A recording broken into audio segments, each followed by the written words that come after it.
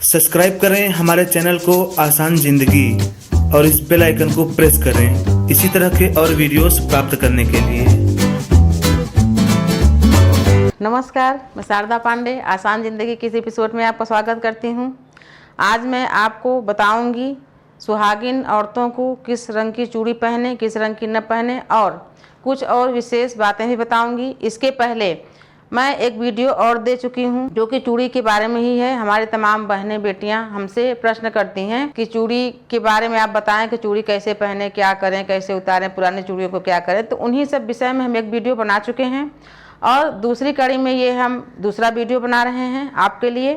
जब हम पहला वीडियो डाले तो तमाम प्रश्न आए, तो उनके उत्तर के लिए हम उत्तर भी दिए और मैं वीडियो बनाना उचित समझी कि सभी को एक साथ ही वीडियो द्वारा उनको प्रश्नों का उत्तर मिल जाएगा। एक हमारी यूजर हैं, वो पूछी थी कि उनकी बहन मतलब कि सुहागन बहन ख़त्म हो गई थी, तो उनके जो वस्तु हैं यानी कि कपड़े, श्रृंगार की सामग्री और सब चीज़ें, तो वो यूज कर सकती हैं कि नहीं। तो मैं उनको बोली थी कि नहीं। ऐसा इसलिए कि जो स्त्री होती है उनका जो मन होता है, जो आत्मा होता है, वो इन सब चीज़ों में वसा रहता है, यानी कि उसमें लगा रहता है। जैसे कि विवाह की चुनरी हुई, आभूषण हुए, श्रृंगार की सामग्री, यानी कि उनके पसंद की जो चीज़ें हैं, तो वो दूसरा को जब यूज करता है तो उनको अच्छा नहीं लगता है। इसलिए जो कीमती आभूषण वगैरह हैं उनको गंगा जल से धुल के स्वच्छ करके अपने पास जो उनके प्रिय हैं वो रख सकते हैं, लेकिन बाकी सभी सामग्री उनके साथ ही जल विसर्जन कर देना चाहिए। जो सुहागिन स्त्री नहीं है उनके लिए बोल रही हूँ कि उनका भी चीज़ किसी को यूज नहीं करना चाहिए। तमाम ऐसी घटनाएं हुई हैं कि सुहागिन जो महिलाएं ख़त्म हो जाती हैं तो उनका चीज़ घर में किसी और को दे देते हैं, तो उनके साथ भी वही घटना होती है जो उस सुहागिन औरत के साथ हुआ रहता है, जो कि स्वर्गवास जिनका हुआ रहता है। तो ये सब बातें देखने में आई हैं, तो ऐसा ना करें। उसी प्रकार से जिनके पति नहीं हैं, तमाम बेटियां बहनें ऐसे प्रश्न की थी जिनके पति नहीं हैं और मतलब हाल फिलहाल में शादी हुई थी और ऐसा कुछ दुर्घटना हुआ, तो उनकी जो चीज़ें हैं, जो वस्तुएं हैं, वो किसी सुहागन को यूज करनी चाहिए कि नहीं। तो मैं उनसे बोलती हूँ कि नहीं। ऐसा इसलिए कि वो उनके भाग्य का था और वो वहीं पर समाप्त हो गया, वो दूसरे के लिए नहीं है। विशेषकर औरत का जो पर्सनल चीज़ें होती हैं, जो जिनके पति नहीं है, उसको भी किसी सुहागन स्त्री या अन्य किसी को यूज नहीं करना चाहिए। जैसा कि मैं बताए, कीमती जो आभूषण होते हैं उनको कुछ पद्धति से शुद्ध करके जो उनके प्रिय हैं वो रख सकते हैं, उनका बेटा, बहू, कोई भी रख सकते हैं। लेकिन जो और जो चीज़ें हैं, जैसे कि मान लो कि कोई स्त्री है और उनके पति नहीं है, तो और उनकी बहन और तमाम और लोग हैं, या कोई ऐसा भी कभी कभी करते हैं कि कोई स्त्री के पति नहीं है तो उनकी जो सामग्री है सब चीज़, वो छोटी बहन के विवाह में या किसी चीज़ में कपड़ा वगैरह की पहने नहीं है तो उनको दे दें, या जो भी कुछ, विशेषकर पहना कपड़ा कभी यूज नहीं करना चाहिए।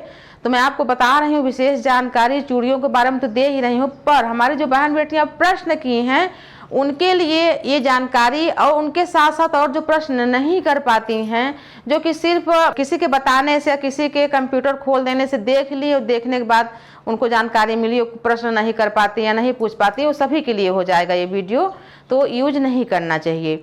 उसी प्रकार से मैं आपको बता रही हूँ, ये दो चीज़ें हो गई। उसके बाद मैं बता रही हूँ कि बहुत सौभाग्य से तमाम ऐसी माताएं जो कि 95 साल तक, 100 साल तक सुहागन रहती हैं, वो बहुत पूर्ण की होंगी, जो कि इस जन्म में उनकी मांग सिंदूर से भरी रहती है। तो ऐसी माताओं का आशीर्वाद लेना बहुत ही शुभ होता है।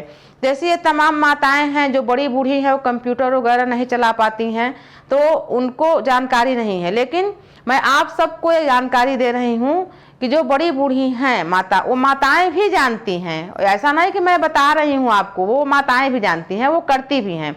जो बड़ी बूढ़ी माता हैं, साल में जितने भी विशेष पर्व आते हैं सुहागिनों के लिए, उन पर्वों पर वो माता अपनी बहू को, बेटी को, पोती को, जितनी भी सुहागन अपने घर की स्त्रियां हैं, उनको उन सुहाग के पर्वों पर सुहाग की कुछ सामग्री प्रेम पूर्वक भेंट करने से बहुत ही शुभ होता है उस सुहागिनों के लिए। और जब भी वो माता सुहाग की सामग्री भेंट करें तो जो सुहागिन पोती है, बेटी है, बहू है वो अपने आंचल में ले और उसी आंचल से सुहाग की सामग्री लिए हुए उसी आंचल से उस सुहागन वृद्ध महिला का पांव छूने का मतलब है कि जो दोनों अंगूठा होता है उसको छुआ जाता है, उसमें भगवान श्री हरि विष्णु का वास माना जाता है, इसीलिए दोनों अंगूठा को छूकर और अपने आंख में और मस्तक में लगाना चाहिए, माथे पर। ऐसा करने से आप जितने भी व्रत उपवास दान करती हो, मात्र एक चीज करने से आपका जो जितना फल एक तरफ है और वृद्ध माता का आशीर्वाद एक तरफ है। तो आप ऐसा जरूर करना।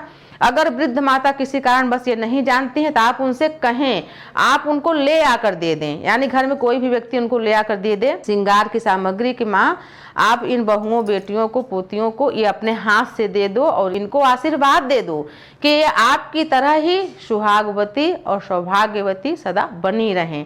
ऐसा हर पर्वों पर करने से आपको बिल्कुल ही चिंता नहीं रहेगी, आपके सुहाग की सौभाग्य की ऐसी मान्यता है, आप ऐसा जरूर करें। और तमाम बेटियां तमाम बहनें प्रश्न करी हैं कि चूड़ी पहले किस हाथ में पहने, तो पहले भी एक वीडियो मैं दी हूँ, बताई हूँ कि पहले दाहिने हाथ में चूड़ी पहनी जाती है और दाहिने हाथ में ही ज़्यादा चूड़ी पहने, फिर बाएं हाथ में पहने, एक दो चूड़ी बाएं हाथ में कम पहने। उसी प्रकार से मैं चूड़ियों को कॉम्बिनेशन के बारे में बता रही हूँ, किस कलर की चूड़ी किस कलर की चूड़ी के साथ नहीं पहनना चाहिए, वो भी तब जबकि कुछ रिश्तों में अगर अनबन रहे तब। जैसे कि लाल चूड़ी के साथ मिला के, जैसे कि कई माताओं बहनों को पसंद रहता है तो साड़ियों में 2 कलर है तो चूड़ी का भी 2 कलर करती हैं, तो लाल चूड़ी के साथ हरी चूड़ी नहीं पहनना चाहिए। ऐसा उन महिलाओं के लिए है जिन महिलाओं के पति के साथ अनबन रहती हो। पति के साथ प्रेम है तो ठीक है, मान्यता यह भी है कि अधिक मतलब प्रेम जैसे है और आपको शौक है कि लाल और हरी चूड़ियाँ आप अधिकतर पहने ही रहती हैं, तो वो प्रेम कभी कभी मनमुटाव में भी बदल जाता है। अगर ऐसा आपको लगे तो हरी और लाल चूड़ियाँ कभी शादी ब्याह में कभी कभार पहन के उतार दें, हमेशा पहनने का शौक न पालें। लाल और काली रंग की चूड़ियाँ पहनने से भाई बहन में अनबन होता है, यानी कि भाई तो चूड़ी पहनेगा नहीं, बहन ही पहनती हैं, ये महिलाओं के लिए ही। तो जो महिला लाल और काली चूड़ियाँ पहनती हैं तो वो भाई यानी कि जो भाई मायके में हैं उनके साथ अनबन बनी रहती है।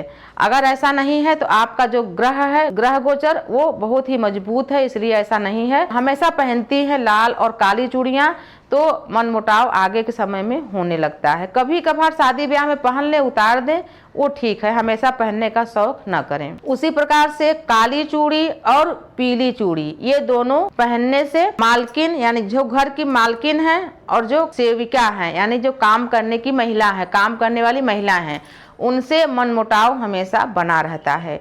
मालकिन के मन के मुताबिक सेविका काम नहीं कर पाती हैं और सेविका के मन में द्वेष बना रहता है, यानी कि वो निष्ठा के साथ मालकिन का बताया हुआ काम नहीं करती हैं।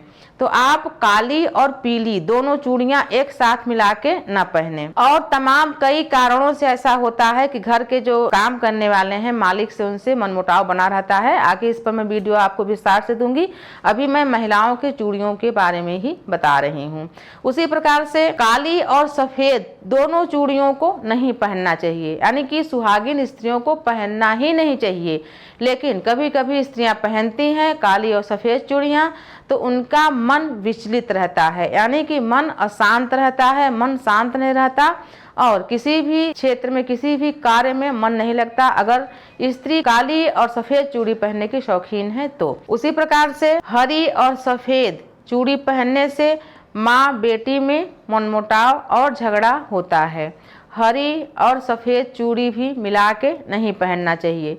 तो ये जो मैं आपको बता रही हूँ ये दोनों पक्षों के लिए, यानी जिनके जिनके साथ मैं बता रही हूँ उनको भी इस बात को ध्यान रखना चाहिए। जैसे उदाहरण के तौर पर हरी और लाल चूड़ी पहनने से पति के साथ मनमुटाव रहता है, उसी प्रकार से जैसे कि हरी और सफ़ेद चूड़ी पहनने से माँ और बेटी में मनमुटाव रहता है। तो माँ है तो माँ भी न पहने, यानी हरी और सफेद चूड़ी माँ भी न पहने और बेटी भी न पहने, अगर दोनों न पहने तो ज्यादा अच्छा है। उसी प्रकार से मैं सभी नवविवाहिताओं को, जो हमारे नवविवाहिताएं बेटियां हैं बहुएं हैं, उनको भी बताना चाहती हूँ, जो आपकी विवाह की चूड़ी होती है, यानी कि जो विवाह के समय आप पहनती हैं या विदाई के समय जो पहनती हैं चूड़ियाँ, वो कोई भी हो, जैसे पंजाबी हमारी बहनें हैं वो नीचे लटकता रहता है, वो सब पहनती हैं चूड़ियाँ, हमको नहीं पता, हम लोग पहनते नहीं हैं।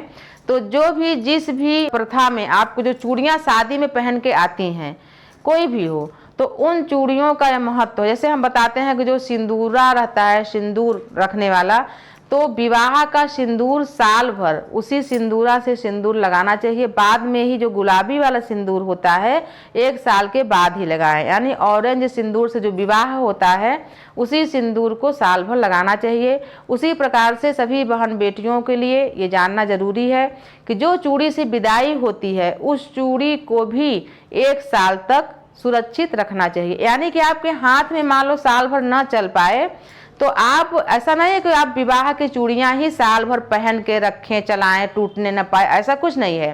यानी कि 2-4 चूड़ियां साल के अंत तक, यानी कि आपका जो अगला विवाह का वर्षगांठ है उस समय तक चलनी चाहिए। यानी कि आप चूड़ी जैसे पहनी है, 1-2 महीना बीत जाए तो आप उन चूड़ियों को 2-4 ठो निकाल के रख सकती हैं, दूसरी चूड़ियां पहन सकती हैं। लेकिन हाथ में, दोनों हाथ में, एक में 2, एक में 1 चूड़ी हमेशा रहनी ही चाहिए आपके विवाह की। जो बहन बेटियां हमको अब सुन रही हैं, पहले जो जानकारी नहीं थी उनकी कोई बात नहीं, लेकिन जो अब सुन रही हैं ऐसा ही करें। तो मैं आपको आज चूड़ी के बारे में जानकारी दी हूँ, इसी तरह की जानकारी आपको मैं आगे भी देती रहूंगी। अगर आपको हमारा वीडियो अच्छा लगे तो आप लाइक करें, नहीं अच्छा लगे तो डिसलाइक करें। जो भी सुझाव हो आप हमको दें और हमारे साथ बने रहें, देखते रहें आसान जिंदगी। तब तक के लिए नमस्कार।